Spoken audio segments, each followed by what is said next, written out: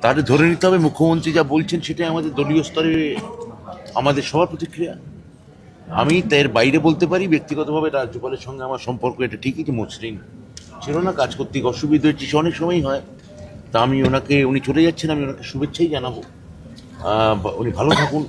আর বাইরে দলগতভাবে কোনো প্রতিক্রিয়া যদি আপনারা জানতে চান, আমি বলবো যে এটা দলের সঙ্গে কথা না বলে বা দলের স্ট্যান্ডটা কি অ্যাকচুয়ালি সেটা না বোঝা পর্যন্ত মুখ্যমন্ত্রী যা বলেছেন আমি সেটাই আমার মত।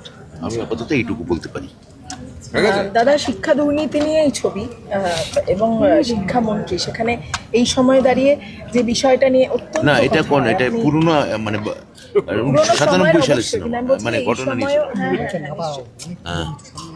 এবং এই সময়ে দাঁড়িয়েও এই দুর্নীতি নিয়ে নানান কথা হচ্ছে, আপনি শিক্ষামন্ত্রী, সেখানে রাজি হওয়া যদিও আগের সময়, তবুও দেখুন, আমি একজন অভিনেতা, অরিন্দম শীল একজন ভালো পরিচালক।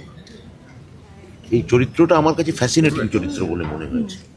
আমি তো এই প্রথম ছবিতে অভিনয় করছি তা না, আমি দীর্ঘদিন ধরে সিনেমা অভিনয় করে আসছি। ফলে এটা কোন আমলের কোন শিক্ষা দুর্নীতি নিয়ে সিনেমা বা এটা এই আমলে কি প্রভাব পড়বে এটা আমার কাছে বিষয়ই ছিল না। আমার কাছে বিষয় ছিল যে একজন অভিনেতাকে একজন পরিচালক একটা পার্ট অফার করেছেন, সে পার্টটা ভালো কি ভালো না, এই পার্টটা আমি যে পেয়েছি, আমি যে করতে পেরেছি, আমি আমার পরিচালক অরিন্দম শীলকে আমি অনেক অনেক ধন্যবাদ এবং কৃতজ্ঞতা জানাবো।